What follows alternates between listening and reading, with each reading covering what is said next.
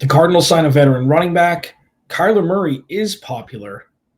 And I need a rebranding of one of my favorite sayings on this show. You are Locked On Cardinals, your daily Arizona Cardinals podcast. Part of the Locked On Podcast Network, your team every day.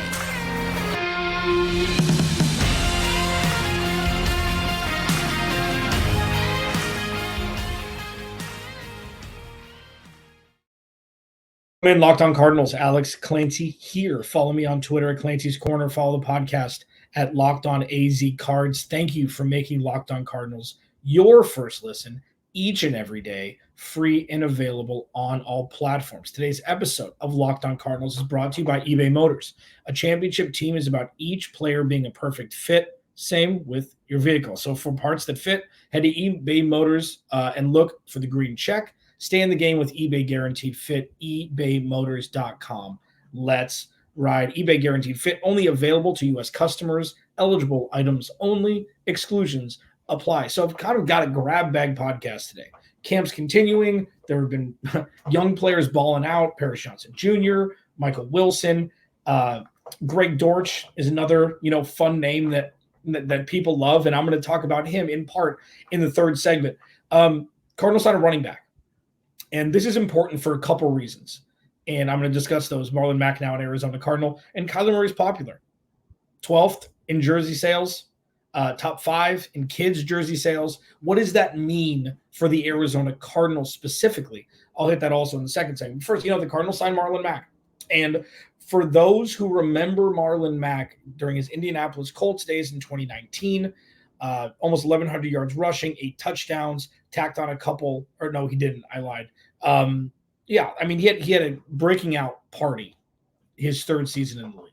And then I think it was the first game of the next season, he tore his ACL, and then Jonathan Taylor happened. So, Marlon Mack had a very, very short stint as a fringe star running back in this league, and he's been a journeyman since. He was in Denver, and he was in San Francisco last year also. But what I've talked about this offseason is it's a prove-it year for the Cardinals. Normally free agents come in, sign a 1-year prove-it deal. That's what people call it. The Cardinals are more in a mode of proving that things are different here. And I think it could be mutually beneficial here with Marlon Mack. He's 27. Again, injuries, hasn't had a lot of run the last couple seasons, but there's a wide array of touches that are up for the taking in the backfield for the Cardinals in 2023. So James Conner is going to be the RB1, even though I think moving forward, as I've mentioned multiple times on the show, he needs to be the closer. He needs to be the LeGarrette Blount. He needs to be the guy that touches the ball 40% of the time, but 80% of the time in crunch time or in milking clock time, where you just need 3, 4, 5 yards to carry in an effort to milk the clock when you're up 10 with 6 minutes to go or whatever it is in that random scenario. But adding Marlon Mack, he's proven he can do both out of the backfield, catch and run. Okay, Keontae Ingram is still kind of unproven. It would be great if he ends up taking over that RB2 role and solidifies himself as a guy that can be utilized for the future. But bringing Marlon Mack in, I think, is the right move for both sides. Marlon Mack wants a job, yeah, but he'd like a chance to prove himself, and he knows that there's going to be meaningful touches for him with the Arizona Cardinals, and the Cardinals may have found a diamond in the rough who can just add to a running back by committee laden team, which is what it seems like the rest of the NFL is doing. So this is just another move for the Cardinals to really find and search for guys that they can take with them moving forward as this pivot continues into, more of a positive trajectory.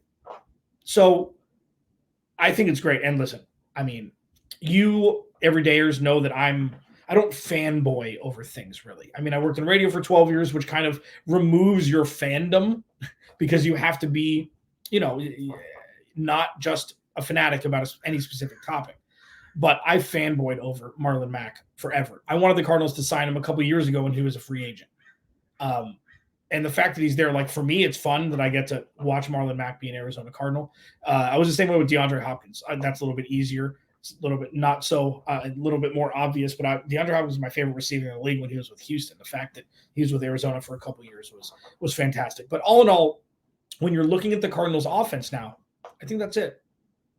think that's it. I don't think there's going to be any more additions. Obviously, preseason's right around the corner, but like, I think that's it. I think they're going to ride with this squad. And I'll tell you, there's a lot more talent on the offensive side of the ball than is given credit for. I know Kyler Murray's out. I know the quarterback situation is kind of up in the air until he comes back, but it could be a lot worse than James Conner, Hollywood Brown, Rondale Moore, Greg Dortch, Michael Wilson, Zach Ertz, Trey McBride. Like, it could be a lot worse.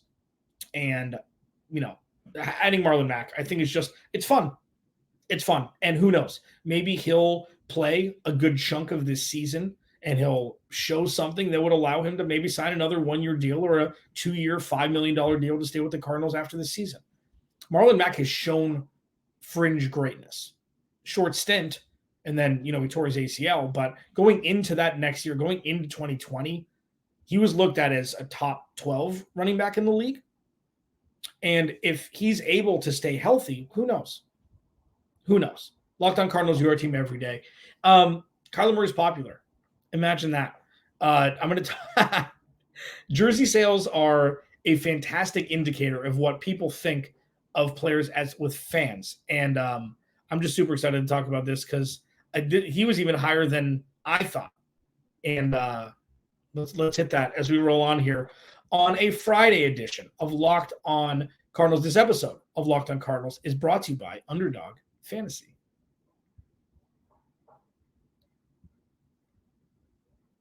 So here's the thing. Underdog Fantasy is awesome. It's an awesome entity. All right. August is here, and you know what that means. The official start of fantasy football drafting month. Get championship ready for your home league by trying out best ball in Underdog Fantasy. All you do is one live snake draft. No waivers, no trades. Underdog sets your best lineup every week. You can try it with Underdog's Best Ball Mania tournament. This is insane. The largest fantasy football contest of all time is back and even bigger, with $15 million of total prizes up for grabs, including an absurd $3 million going to the winner. Last year, the winner drafted their team in July. So don't wait around. Visit UnderdogFantasy.com or find them in the App Store and sign up with promo code LOCKEDON to get your first deposit doubled up to $100. That's Underdog Fantasy, promo code LOCKEDON to get your first deposit doubled up to $100.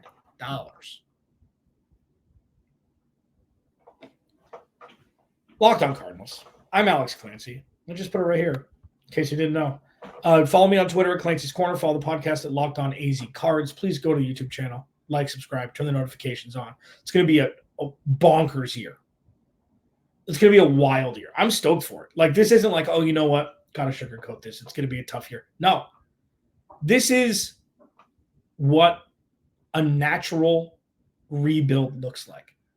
It's not, oh, you know what? They probably should have rebuilt, but they added 2 stars and, overpaid them just so they wouldn't be in the cellar, like we've grown accustomed to over the last decade.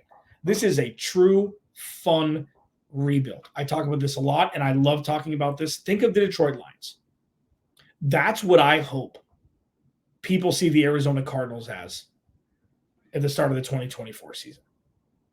Fun, play hard, energetic, things like that. Like, the Cardinals were the apple of everybody's eye to start the 2021 season when they started 7-0 and 10-2, even though, national media members were like, it's fake gold, it's fool's gold, whatever it was, it ended up being. But the Cardinals have never been that fun team for more than, a season. The 2015 season was great. There have been some good seasons, but they've never been labeled as a fun team. And I feel like if Monty Osborne hit on those draft picks, B.J. Ojulari and Garrett Williams and Paris Johnson and Michael Wilson, like, this could turn into a fun team overnight. They could be a darling this season. And it's going to be that way because Kyler Murray is still rehabbing his injury, and we don't know when he's going to come back. What we do know is he's got a popular jersey. He's number 12 in jersey sales across the NFL. And the coolest part for me is he's top 5 in youth sales. So when you look at this, Kyler Murray has been a very polarizing character, very polarizing player. He plays video games. He's not a rah-rah guy. He's demonstrative on the sidelines. He's not a traditional size quarterback. Oh, he's not a good leader. Oh, he's not this. Oh, he doesn't watch. Look at the jerseys. Like the jersey sales, it's not an important thing in the grand scheme of things. It's not. But Kyler Murray as a player is popular. Kyler Murray for the fans is popular. Now, I'm sure a lot of this has to do with the state of Texas because he was looked at as, arguably the best high school quarterback to ever come out of that state. But I feel like people don't understand the star power that Kyler Murray has. Well, he hasn't won anything. You know how many stars there are that never win jack across all sports? That's a bad metric for star power. Now, what does this mean for the Arizona Cardinals? That's what I teased before the podcast. That's what I teased in the first segment. What it means for the Arizona Cardinals is, with where they are right now, uncertainty, but with nothing but possibility. Youth, excitement, culture building, infrastructure shifting, whatever, all the terminology that I've used on pretty much every podcast. Kyler Murray gets it this year with Jonathan Gannon, who has lauded Kyler Murray for his football acumen, his intelligence, everything like that. If they can put it together and have a young nucleus of drafted players coupled with the veterans that are on the team, and Kyler Murray gets it, this team could go from worst to first this season to 2024, the end of 2024, in the NFC West. It's like, oh, that's crazy. 49ers, Rams are imploding. Seattle only goes as far as Geno Smith goes. The star power of Kyler Murray, plus maturity of Kyler Murray, where he has a coach who actually coaches him and helps him, could change the trajectory of this organization. And it's just a nice reminder that people like Kyler Murray. Fans buy his jersey. And it's something that is just like what could happen with this organization. They're a dormant volcano. Been extinct, but now upgraded to dormant. It's a lot of ifs. It's a lot of, well, this, then this. But we're still in the kind of hypothetical portion of this journey where we haven't seen anything yet. We haven't seen a playoff game or a preseason game. Monty Ossenfort did his job by all metrics of an NFL draft. Budda Baker is back. Monty Ossenfort did his job, gave him a little extra juice this year, made his contract fully guaranteed, added some escalators, added a little guaranteed money. Zaven Collins looks to be in a clear position, maybe playing outside linebacker instead of being forced inside because Steve Kahn doesn't know what the hell he's doing. For those that have watched this team closely, and I know a lot of you have, most of you have, the frustrating part about this team is there's always more talent than what we see on the field with win-loss record, points scored, everything like that. And this season could be the beginning of what everybody's been waiting for, the culmination of talent turning into points, turning into wins, turning into functionality. And that's something that Kyler Murray needs to be the head of the snake of. He needs to spearhead it. And when he comes back with his popularity, we heard from the jerseys, we see from the jerseys, with his talent on the field, and with the raw potential that the Cardinals have on this roster, even though the defense doesn't have nearly as much talent as it needs to for them really to succeed right away, we could be on the precipice of something absolutely incredible that's never before seen in the Valley as pertaining to the Arizona Cardinals. Just fun to think about. Locked On Cardinals, your team every day. The 3 Teslas. I'm retiring the name. I need a new one. I need your help. We're going to talk about that next. Locked On Cardinals, your team every day. Yeah. I'm just jacked for Kyler Murray, for him to come back. I'm so excited for him to come back. Like, it's just, it's been such a long time since we watched him play football. And so many terrible things have happened since he played his last snap. I mean, some good. I mean, new regime in place, but DeAndre Hopkins gone. A lot of uncertainty around the offense just in general. It was a snowball effect for sure. But now, if he comes back in the first 6 weeks, we could be talking about a very different Arizona Cardinals team going into 2024 as we would if he misses 8, 10, 12 games. The 3 Teslas, for the everydayers who know, bear with me, I'm going to need to tell those who don't.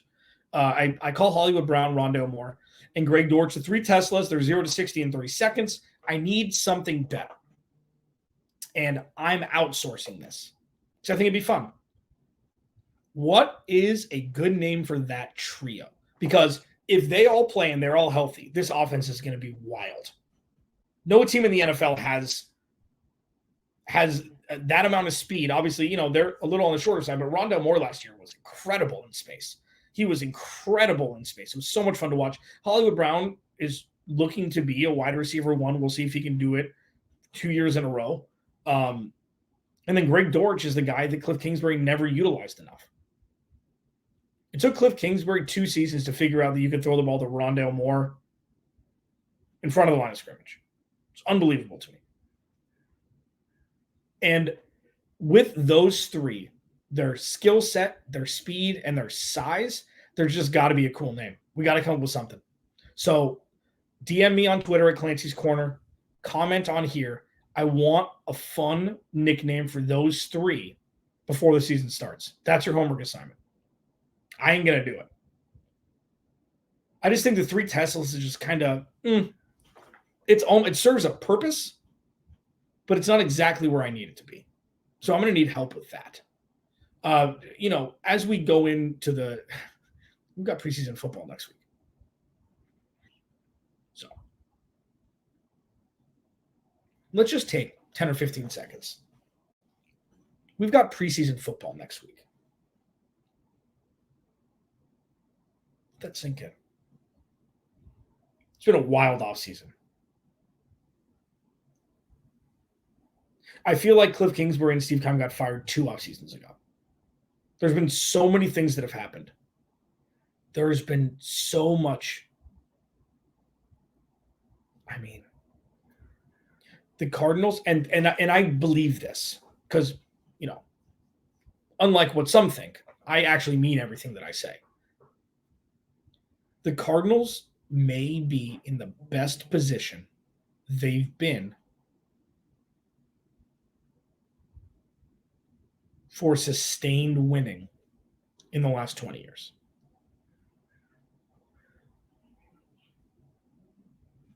So let that sink in. It's not because of the talent they have on the roster right now. It's not because they're going to win more games than they lose next year. But the bandwidth is as such. And the draft picks are as such. And the youth is as such. To where there's no telling what the ceiling could be for this roster and this team, this organization. And that is massively, massively important for fans, for media members, and just looking at this roster, looking at this organization in a completely new way. And yes, Monty Ossenfort, Jonathan Gannon, etc., can supersede Michael Bidwell's inability to not put his foot in his mouth at the most inopportune times. I'll leave you with one of my favorite analogies that I've come up with about this roster. Monty Ossenfort down through the coaches and the players. It's like a tent used for a wedding in inclement weather where everybody's under that damn tent, and that tent is in the middle of State Farm Stadium. Doesn't matter who the overlord is in Michael Bidwell. Monty Ossenfort can change this organization from the general manager position down, regardless of who the owner is. Alex Clancy, Locked On Cardinals. I'll talk to you on Monday.